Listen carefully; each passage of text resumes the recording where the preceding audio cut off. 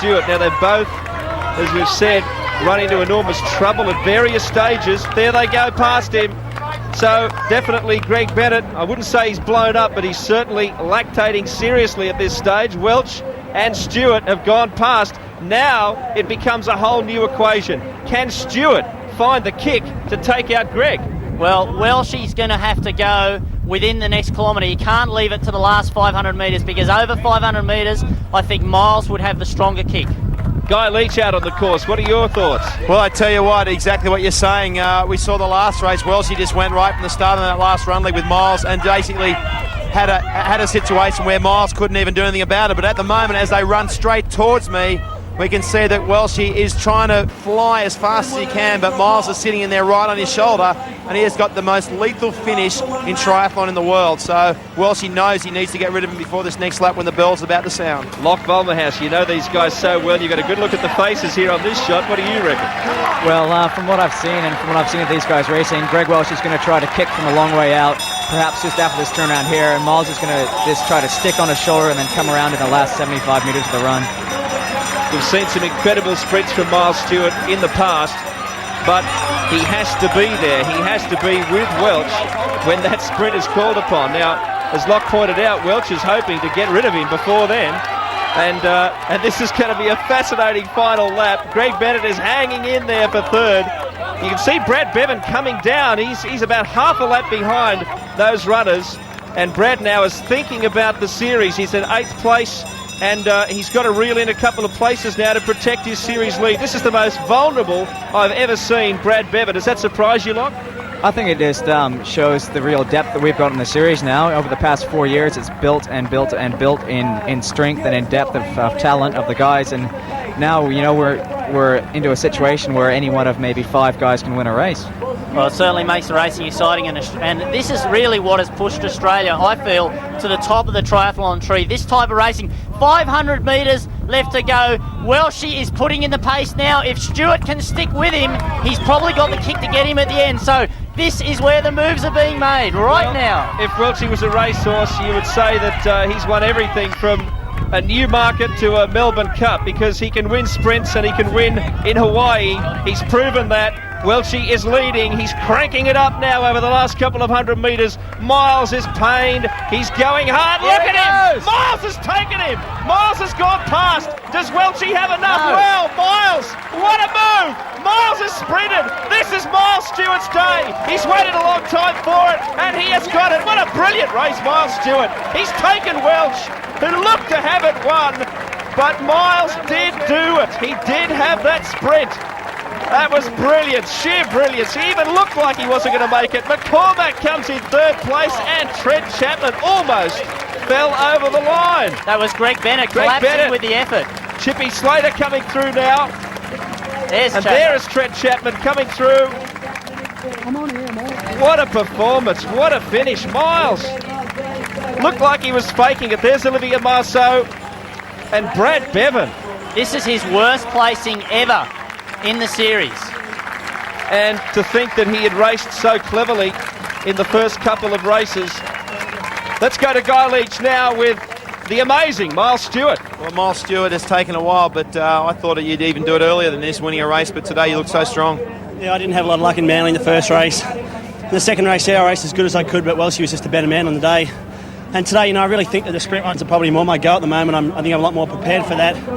You know, Welshie was still the toughest guy out there. I mean, we duked it out the whole way in the second race. I did a lot of work for him to get him across on the bike because he wasn't feeling that good. And in the last race, he did a lot of work on the run. But, you know, Greg likes to set the tempo, so I thought, okay, as long as I can hang on here, I'm going to have a good result. And when I realised we were going to catch Greg and the guys behind us were dropping off, I thought, okay, hang on, let's go for the sprint. And, you know, I'm pretty confident when it comes to the end. 2 questions in the run leg. Firstly, Greg Bennett, with the lead he had, did you think you could catch him? No, mate, I thought he had the race won. You know, he had a great swim.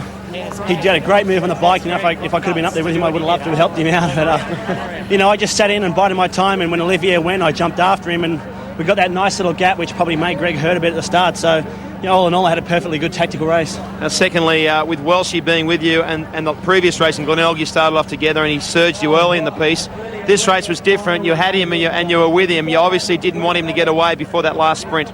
No, you know, Greg's a very fast runner, and he was jumping out of every corner, and I was just trying to go with him and keep the pace up and keep my breath normal. And you know, I'm very, very happy with how I went today, and you know, like all good luck to Greg. I mean, he had another fantastic race, and I think now it's going to be between me and him for the series. Well, you thoroughly deserved your win today. Good on you. Thanks, mate. It's a long time due. Well, that here for Miles Stewart. Amazing performance, and everything has fallen into place for him finally in this series, right through the leaderboard, and we'll explain why. He's not only won the race, he's got Welch in second, then McCormack, Bennett, Slater in fifth place. Looking beyond the top 5, we have Brad Bevan way down, which means that Stewart can jump to the series lead. Well deserved. We'll be back to wrap it up after what has been an amazing round 3 of the series. Welcome back to Port Phillip Bay, where the wind by now is absolutely piping, and likewise Miles Stewart has blown them away in round 3 of the St George Triathlon Grand Prix. Greg Welch second, Chris McCormack third. Then we have Bennett, a noble performance, but he still is unable to obtain a podium finish in this series. Chapman, Marceau, Bevan, Carnell and Johns make up the final 10. Here's Guy Leach. Well, down with me, Greg Welch. Just an amazing race today. Miles got you. He turned it around from last week from Glenelg. Talk to us about the run leg. Well, I tell you what, you know, going into the last corner when we were on the Bell Lap, there was Miles and I knew I had to go early because I know what Miles is like in that sprint. He's just unbelievable. So I went early, and being the idiot that I am, I looked over my left shoulder and he was going around me on the right. So good on him. Jeez, he's so strong. What a champ. And how about Greg Bennett? Oh, it was unreal. Talk to us. I saw Greg Bennett. He collapsed over the finish line. He obviously gave everything he had. It was just incredible. And but I asked Miles the same question. Did you feel when you went out of the run leg with the lead that Greg Bennett had, was he going to hold on? You know what? I thought he would hold on. I think that the second pack there was going for second place, and good luck to him, you know. I mean, he went out there and gutsed it out, and he said to himself, you know, I got nothing to lose. I'm going to win a race, and had to give it everything, but there was a really stiff headwind, and I think that was his enemy. Well, certainly the bike, he had to lead the whole bike lead by himself, and that was probably his undoing, really, I suppose. Yeah, but I tell you what a gutsy effort, though, to go out and do that. You know, we were all bludgeoned together and fighting for second place, really. I think we were all pretty tired. It was very hot. It's very windy, tough conditions in the swim, so it was just a great day. I really enjoyed it, yeah. Well, tell us, you're second in this race. What does that mean for the point score in the overall series? Oh, you know what? I think I'll keep third or possibly... No, I think third. I think that Brad and Miles will still be first and second, but we'll see in the point score. I'm not really too sure. Well, that's fantastic results, though. You put on a magnificent race. The crowd was going berserk. I couldn't believe it. Well done. Unbelievable. Thanks, Leachy, yeah. One of the great winners in the sport of triathlon, but also a marvellous loser. Greg Welch paying tribute to that man, Miles Stewart. Now 7 points in front of Welch and Bevan. Bennett and Slater make up the top 5. Chippy Slater thereabouts always. McCormack. Volmerhouse was unlucky today.